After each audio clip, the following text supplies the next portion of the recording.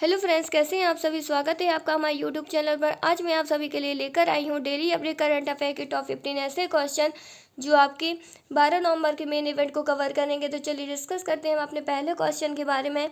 और हमारा पहला क्वेश्चन है 11 नवंबर 2022 को नरेंद्र मोदी ने कहाँ पर स्टैचू ऑफ द प्रॉस्पेरिटी का अनावरण किया।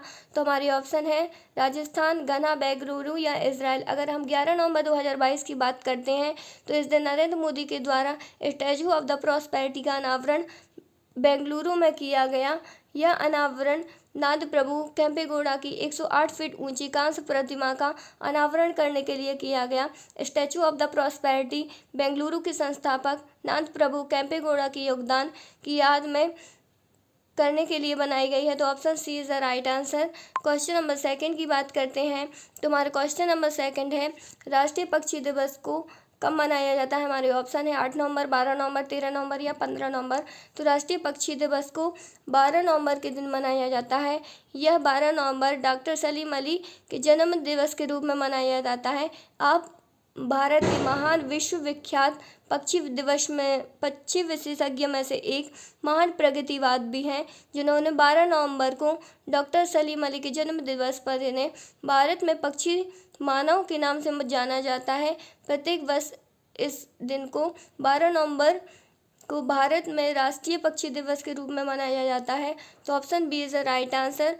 क्वेश्चन नंबर थर्ड की बात करते हैं तो हमारा क्वेश्चन नंबर थर्ड है राष्ट्रीय निमोनिया दिवस को कब मनाया जाता है। तो राष्ट्रीय निमोनिया दिवस को 12 नवंबर के दिन मनाया जाता है। यह दिवस निमोनिया की बीमारी के बारे में जागरूकता को बढ़ाने के लिए हर साल 12 नवंबर को विश्व निमोनिया दिवस मनाया जाता है। यह निमोनिया दिवस को पहली बार 2009 में मनाया गया था। तो option B is the right answer. Question number 4 की बात करते हैं तो हमारा क्वेश्चन नंबर 4 है राष्ट्रीय पक्षी दिवस के ऊपर कौन सी पुस्तक को लिखा गया है। तो हमारी ऑप्शन है original of the animal of India, birds of India या health and Ayurveda in India. अगर हम राष्ट्रीय पक्षी दिवस की बात करें तो ये सलीम अली द्वारा जो लिखी हुई पुस्तक है वह बर्ड्स ऑफ इंडिया है।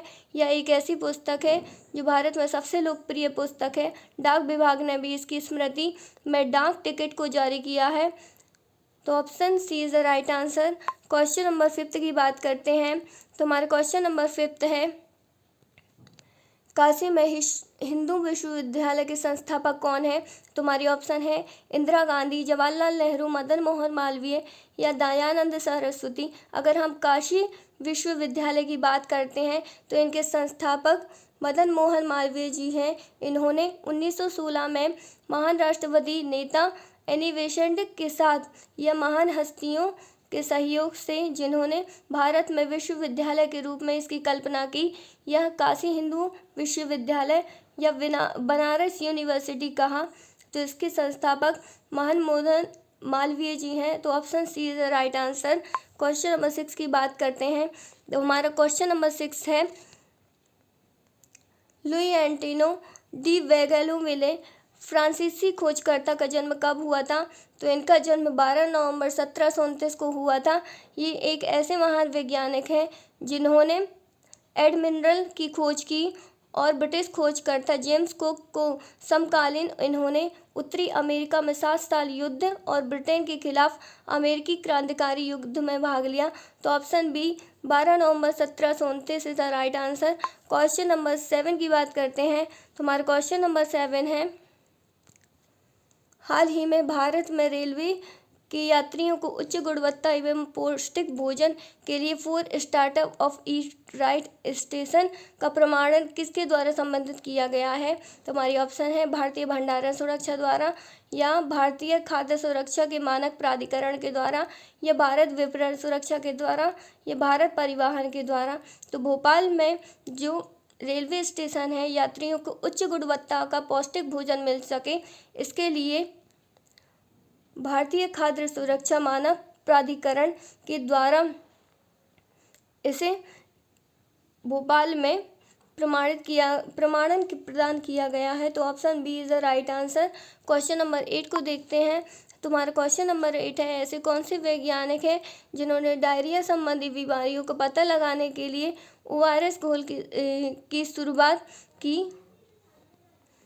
तो 12 नवंबर 1934 में इन्होंने ORS के उपयोग की शुरुआत की। यह डॉक्टर दिलीप महानुविल एक ऐसे बाल रोग विशेषज्ञ हैं जिन्होंने डायरिया संबंधी बीमारियों का इलाज करने के लिए ओरल रिहाइड्रेशन थेरेपी को सफल इस्तेमाल किया गया।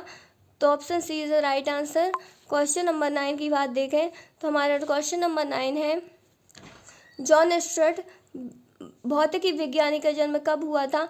तो जॉन स्टर्ट भौतिकी विज्ञानी का जन्म सन 1942 में हुआ था। यह 12 नवंबर 1842 के अंग्रेजी गणितज्ञ और भौतिकी विज्ञानी हैं जिन्होंने विज्ञान के व्यापक योगदान में इन्होंने सारा जीवन अपने शैक्षणिक जीवन को कैम्ब्रिज विश्वविद्यालय में बिताया। जॉन विलियम स्टर्ट के बारे में अगर बात करें तो यह वंशानुगत पदवी के मुताबिक तृतीय बैरन थे। इन्होंने ध्वनि तरंगों स्कैटरिंग पर किए गए काम के लिए भी इन्हें जाना जाता है।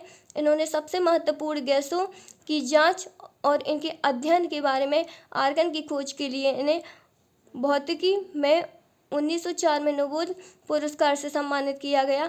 तो option A is the right answer. Question number 10 की बात करते हैं तो हमारा क्वेश्चन नंबर 10 है, भारत के प्रसिद्ध अंतरिक्ष वैज्ञानिक बी.एन. सुरेश का जन्म कब हुआ था? तो बी.एन. सुरेश का जन्म आज के ही दिन 12 नवंबर 1943 को हुआ था। यह बी.एन. सुरेश 2003 से 2007 की अवधि में प्रक्षेपण यान में इसरो केंद्र में विक्रम साराभाई अंतरिक्ष केंद्र के निर्देशन पद पर इन्होंने सराहनीय कार्य किया है। वह इसरो के द्वारा स्थापित प्रतिष्ठित भारतीय अंतरिक्ष विज्ञान एवं प्रौद्योगिकी संस्थान के संस्थापक भी रह चुके हैं। तो option B is the right answer.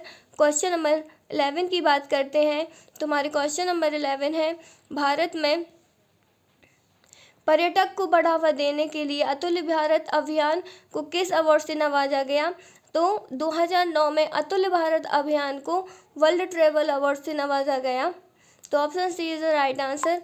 Question number 12 की बात करते हैं तो हमारा क्वेश्चन नंबर 12 है, प्रधानमंत्री के द्वारा वंदे भारत एक्सप्रेस ट्रेन को कहां से कहां तक चलाया गया है?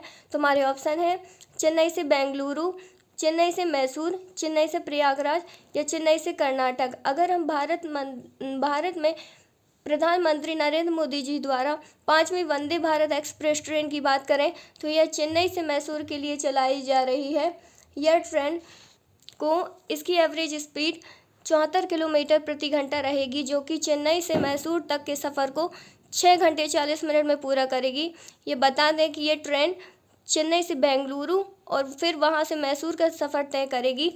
तो option B is the right answer. Question number 13 की बात करते हैं तो हमारा क्वेश्चन नंबर 13 है, नाइजीरिया राष्ट्रमंडल की सदस्यता को कब निलंबित किया गया?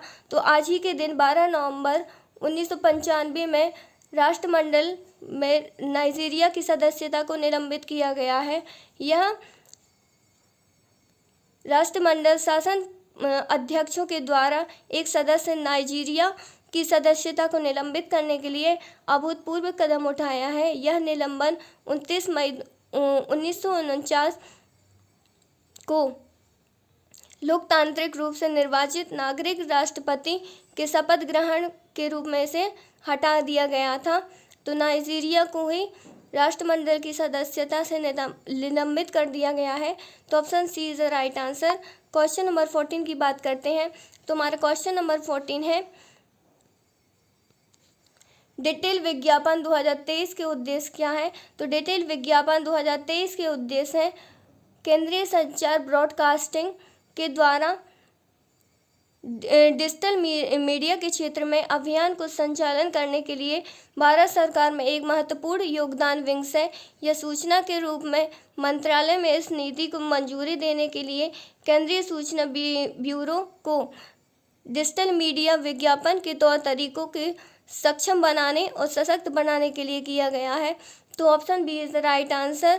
क्वेश्चन नंबर 15 की बात करते हैं तो हमारा क्वेश्चन नंबर 15 है, किस राज्य में कृषि मेला प्रदर्शनी की शुरुआत की गई है? तो 11 नवंबर 2022 में कृषि मेला की प्रदर्शनी लगाई गई है। यह प्रदर्शनी केंद्रीय कृषि किसान कल्याण मंत्रालय द्वारा मध्य प्रदेश प्रशासन के जिला प्रशासन सहयोग हेतु मुरैना में 3 दिवसीय बृहद कृषि मेला प्रदर्शनी का शुभारंभ किया गया है।